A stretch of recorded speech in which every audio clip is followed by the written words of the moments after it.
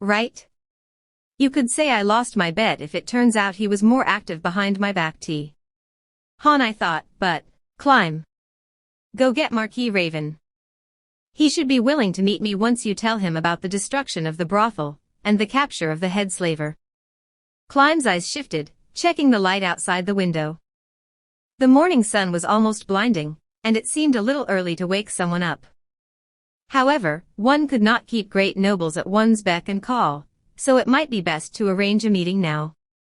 Should we talk about capturing the head of the slave trade?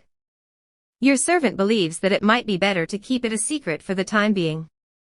Renner said that she had to play that trump card to compel an audience, but surely not even a great noble could refuse a princess summons. That being the case, should they not keep it in reserve? Renner shook her head at Climb's opinion. We need to lay our cards before him if we want him on our side. Doing so is the best proof that we trust the Marquis. No wonder. Climb nodded and then bowed respectfully. Your servant understands. Then, I shall summon Marquis Raven now. Please do, Climb. Now, since this will take some time, shall we have tea? Diamond suit, lower fire month, 9th month, 4th day 937. Blue Rose believed that it would take some time for Marquis Raven to arrive. They estimated that he would come by around noon. As a nobleman, he had a fixed schedule to keep, which largely consisted of meeting with other nobles. It would be one thing if the king summoned him for an audience, but Renner was just a powerless princess, after all. She would be lower on Raven's list of priorities. Therefore, when Climb returned earlier than expected, they all thought for a moment that he had been chased back. Thus they were hard-pressed to hide the looks of surprise on their face when they saw the forms of two men behind him. One of them was, of course, Marquis Raven. His appearance was, in a word, impeccable. His tight-fitting clothes were made of some sort of rare animal hide, possibly some sort of magical beast, and stitched with gold work. The embroidery around his collar and his front buttons was of exquisite workmanship, and the front buttons probably had tiny gemstones worked into them, given the way they caught and reflected the light. His stand-up collar completely concealed his narrow neck. This was top-class apparel, which was undeniably suited to him. He was the very picture of a member of the kingdom's 6 great nobles. After him was a slightly plump man. When Renner saw him, she exclaimed in surprise, Oni-sama. Yo! If it isn't my sister from a different mother. You look well, oh, and if it isn't the Alvian heiress, and the renowned Blue Rose. How wonderful. To think we'd run into so many adamantite-ranked adventurers here. The man who had entered without knocking, and who had addressed them all in a bright and cheerful voice was none other than the second Prince Zanuck Valrian Agana Rylve's elf. Locyus curtsied to him, and Zanuck replied by way of a grand wave of his hand. I heard you were talking about something quite interesting, so I decided to drop in. I have come in response to Renardenka's summons. Yes. Thank you for coming all his way, Marquis Raven. Please raise your head.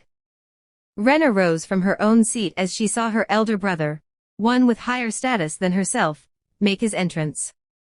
Marquis Raven had a cold smile on his face as he straightened up. His smile was very sinister, and it made people think he was quite creepy. Yet for some reason, it seemed perfectly suited to him. It did not displease others who looked upon him. Then, would the others mind retiring to the adjacent room for a while? I understand, Oni-sama. Locyus, Climb, I'm sorry, but could you please go next door? Got it. With that clipped reply, Locyus indicated that her colleagues should get their things. They were probably going to gear up in the next room to avoid wasting time.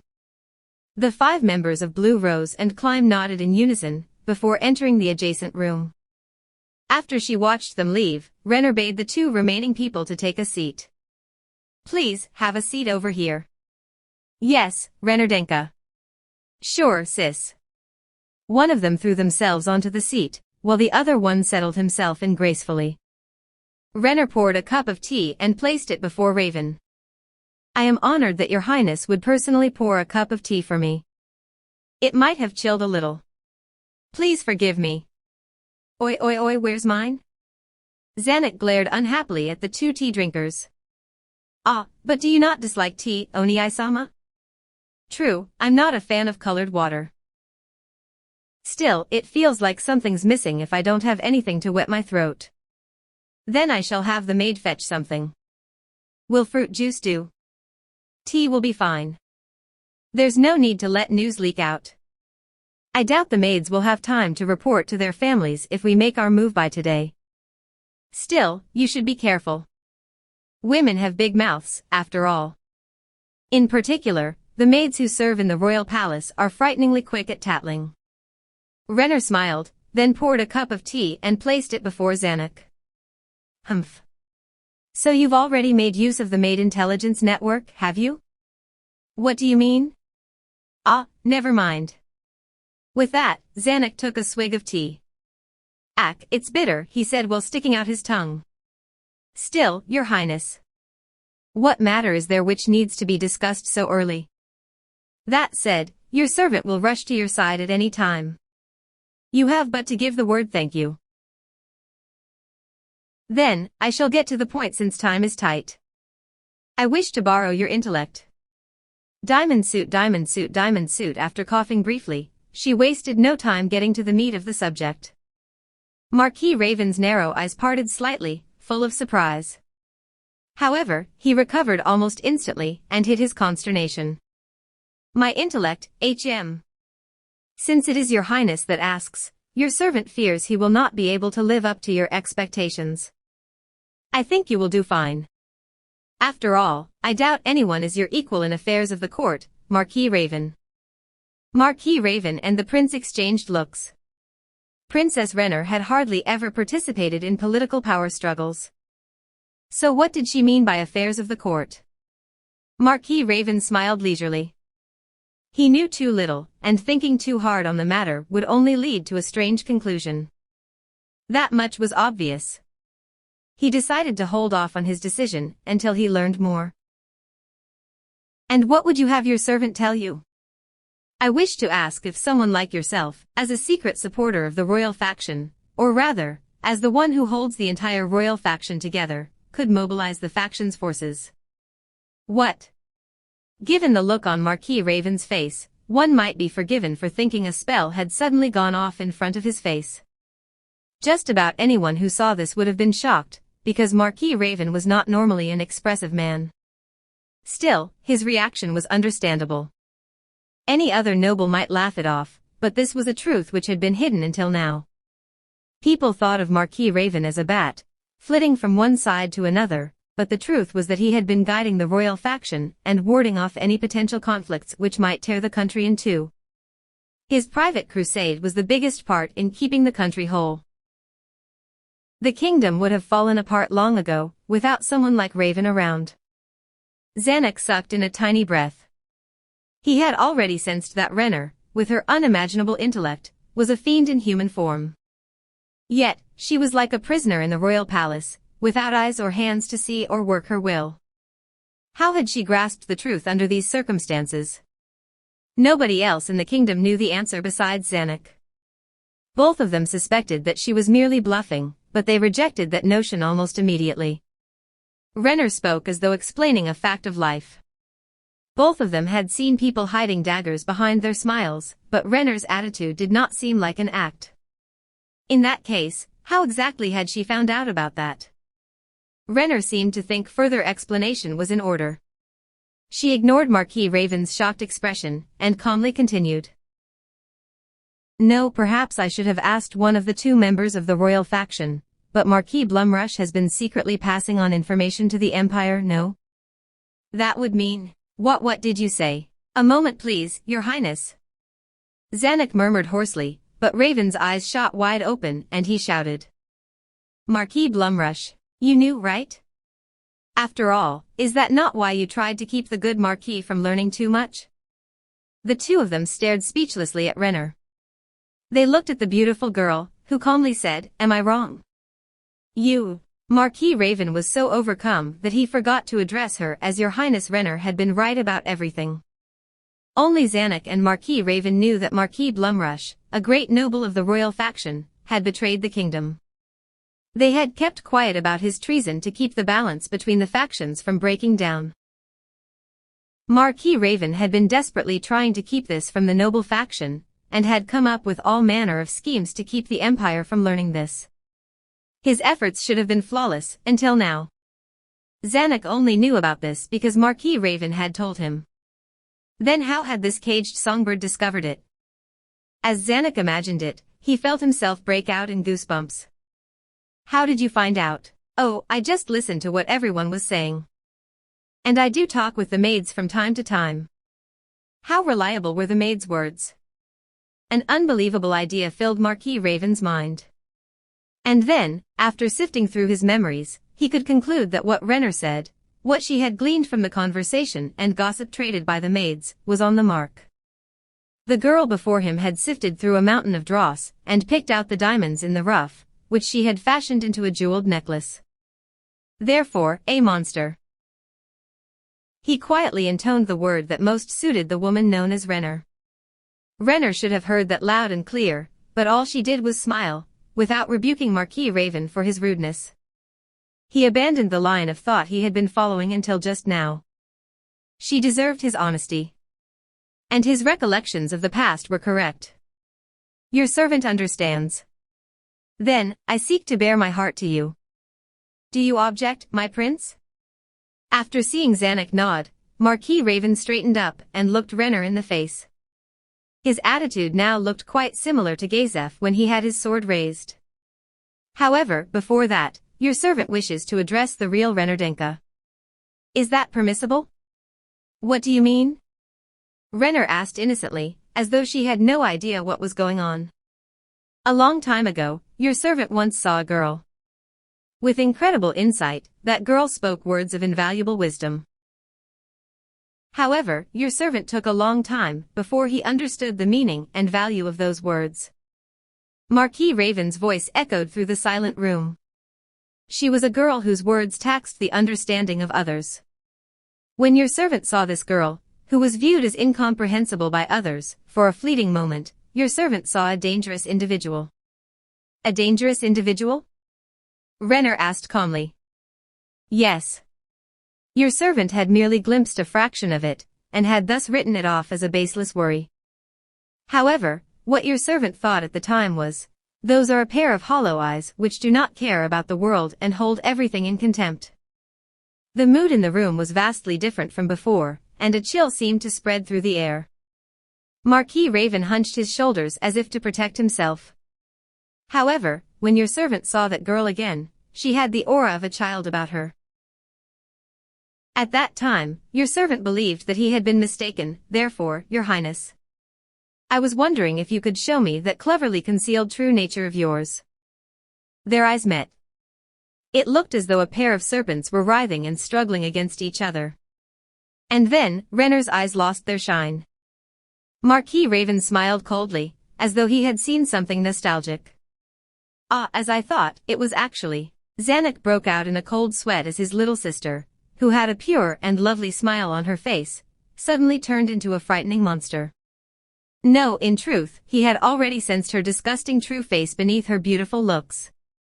However, he had guessed that Renner wanted to seize power for herself, or to shatter the kingdom that held her prisoner. It would seem those guesses had been off the mark. This was a being that was fundamentally different from himself, something alien to him. As I expected, Renner. Your Highness' eyes are just like the ones I recall from my memory. Were you merely pretending ever since then? No, Marquis Raven. I was not acting. I was satisfied. Does your Highness perhaps refer to your soldier, the man Climb? Oh yes. All this is thanks to my Climb. Oh. To think that that boy could actually change your Highness.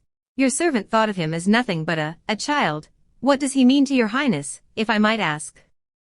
You mean Climb. Renner's gaze trailed off, staring into the air. She was thinking about what words she could use to describe his value to her. Diamond suit, Renner Thier Chardilon Rilvezelf. If there was only one word to summarize her entire being, that would be golden. That word derived from her blinding beauty. However, very few people knew that she possessed a talent that far outstripped even her good looks. Her talents lay in thinking, insight, observation, innovation, understanding, and the like. All her mental faculties were abnormally well developed. In other words, she was a genius. Her talent could only be described as a gift from the heavens. Her deductions might seem to have come from flashes of inspiration, but the truth was that they were pieced together from countless scattered fragments of information, gathered by her extraordinary powers of observation. In all likelihood, nobody on the continent could match up against her mental abilities. If one were pressed to find an equal for her, then one would have to look beyond the human race. However, very few entities were on her level, even among these superhuman beings.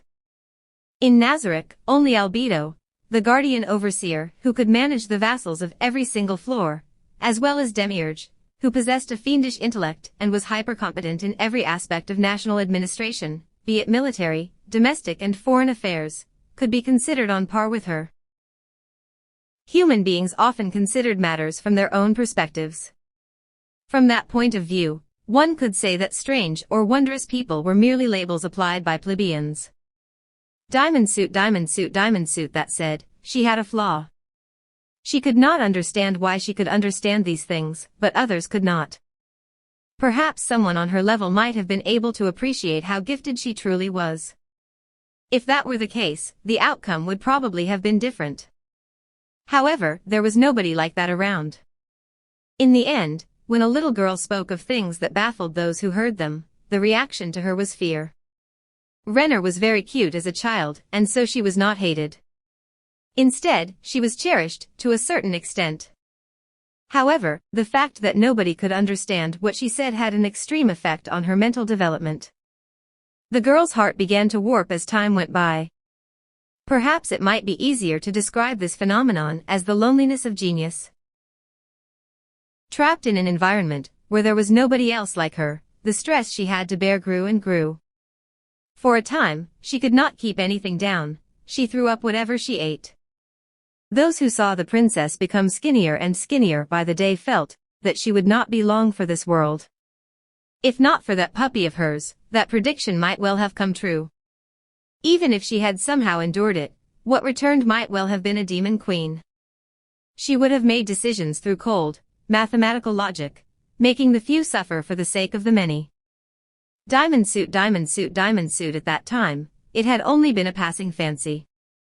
She had gone out with her guards on a rainy day to lift her spirits, and then the girl had encountered a dying puppy. The dying puppy looked at her, its master, with a strange expression in its eyes.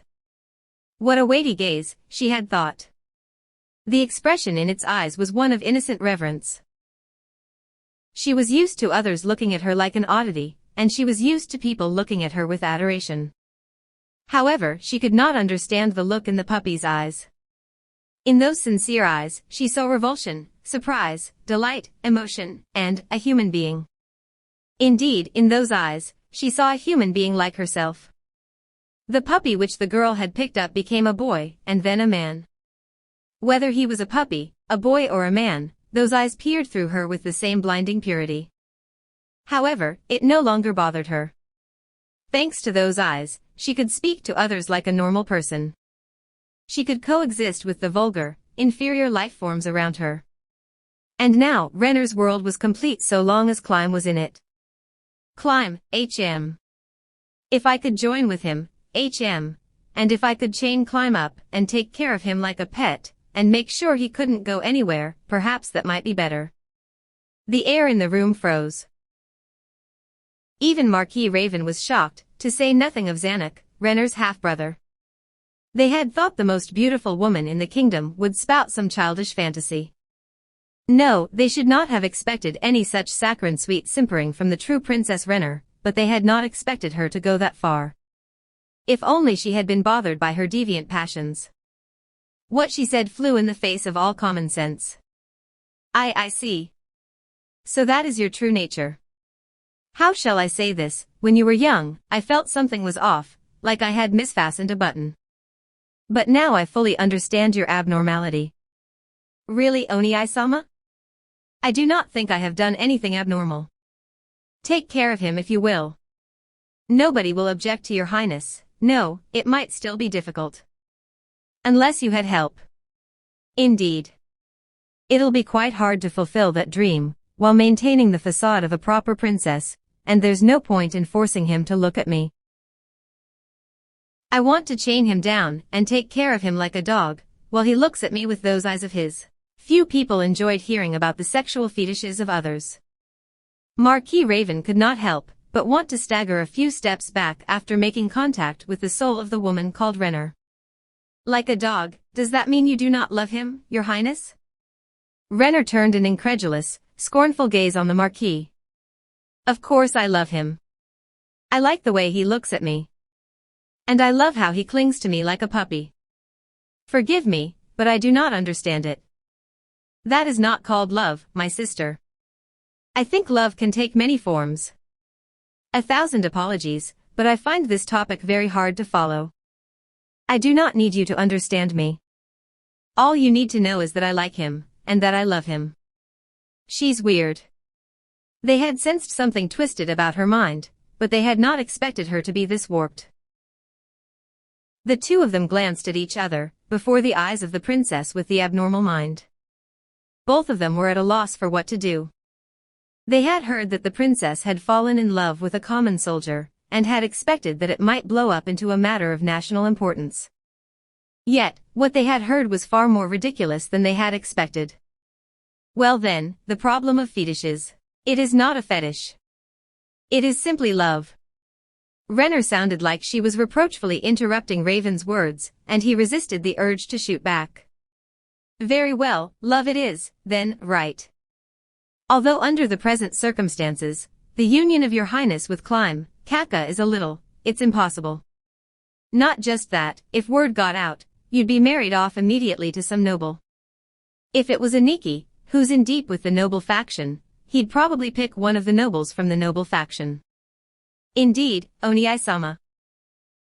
If our eldest brother took the throne, my marriage would be the first thing he would push through. I believe they've already discussed the matter beforehand.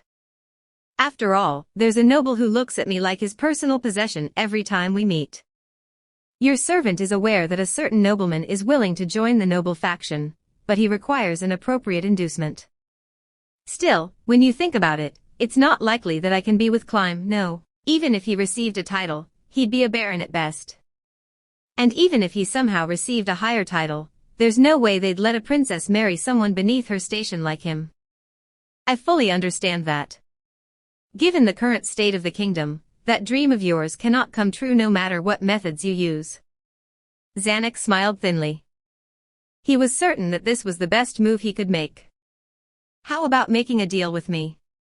If I gain the throne, I will match you to Climb. I accept. That was fast. Are you sure? There is no reason for me to refuse. After all, that bet has the highest probability of success. When you came to my room with Marquis Raven, I had thought of asking you the same thing myself. That is to say, you had already worked this out ahead of time? Zanuck smiled bitterly by way of reply, but his heart was in a different state from his face. While he had guessed that his little sister was smarter than him, he had not expected to have been so completely outclassed by her. When he thought calmly about it, there was no need for Renner to be so honest with him. No, it was understandable if she had done so in order to evoke this exact response from him. He cursed his sister in his heart, you monster. Also, Oniai-sama, or rather, this should be a matter for Marquis Raven. What does your highness command? Marquis, I believe you have a son, do you not? Indeed I do. My child is 5 this year. Is something the matter? The image of his darling son's face appeared in Raven's mind, and he fought the urge to squish his cheeks. He thought of the look of disgust on Zanuck, who was sitting next to him, and forcefully swallowed the urge to sing his child's praises. Please wed your son to me. Absolutely not. How could I turn my child over to a woman like you? Raven exclaimed. Then, he met Zanuck's icy gaze, and looked at Renner's still smiling face, and he blushed crimson at his gross misconduct. Please forgive me, your highnesses. Your servant was momentarily confused and, He coughed, and then turned to Renner. Your Highness, forgive my intrusion, but could you tell your servant the reason for that? You should know well the reason for that, no? Oi sis. You were the one who brought it up. You would marry your servant's son and bear Clime's child. Your servant's son would then bear a child with the woman he loved, and that child would carry on the family name. Your Highness would then be his mother in name only, am I correct? It is quite a good plan. Your Highness would be able to bear a child with the man you love, and although it would be a deception, your servant would be able to continue his bloodline. I have no interest in domains or the succession. All I require is a stipend for my trueborn child. I will not make a claim upon your family estate. In this respect, your servant has the utmost faith in your Highness. Even father will not be able to easily reject a proposal like this from a loyal vassal like Marquis Raven. The Marquisate will gain the royal bloodline, and you can be with the man you love. And I will have you as a collaborator. Nobody loses out, and any betrayal means we all go down together. It's quite a perfect plan. Still, you shouldn't be talking about this sort of thing in front of me. Era, I merely wanted to be sure you were on my side, Oni-sama. Besides, I doubt you'd want to know after the fact, am I wrong? Zenek did not answer. This was because Renner was correct. In addition, he could not possibly refuse a proposal like this which had so thoroughly ensnared each other's weaknesses. She might have a screw loose, but someone as excellent as herself was an indispensable talent for the future of the kingdom. Now then, that is enough about ourselves. I hear your Highness has clashed with 8 Fingers? And captured the head of their slave-trading enterprise? Indeed. It is as Clime has told you. Thus, I wish to press the attack before 8 Fingers retreats back into the shadows. I have learned about the activities of 8 Fingers within the royal capital, and I wish to attack these locations by today. The only problem is a lack of manpower. I called upon you, Marquis Raven, because I wished to borrow your strength. Zanuck and Raven looked at each other, and Zanuck was the first to speak. And which locations will you be attacking? Renner handed them the transcribed parchment, and the two of them went over it. And this information has been verified? Naturally. I had Lockyus investigate it for me. I've just received reports that these are 8 Fingers installations. The problem is that all these locations are in the domains of different nobles. It was not a problem of extraterritoriality yet, but charging into a noble's domain was essentially challenging the noble in question. That should not be a problem. If we can find evidence connected to 8 Fingers, we can apply pressure on the nobles. Even if we don't find it, we just have to search harder. At least we'll know where they'll go to dispose of documents that are troublesome to themselves. The 3 of them laughed. There was no warmth in that laughter. Then, sister. I have a question, or rather, an important suggestion.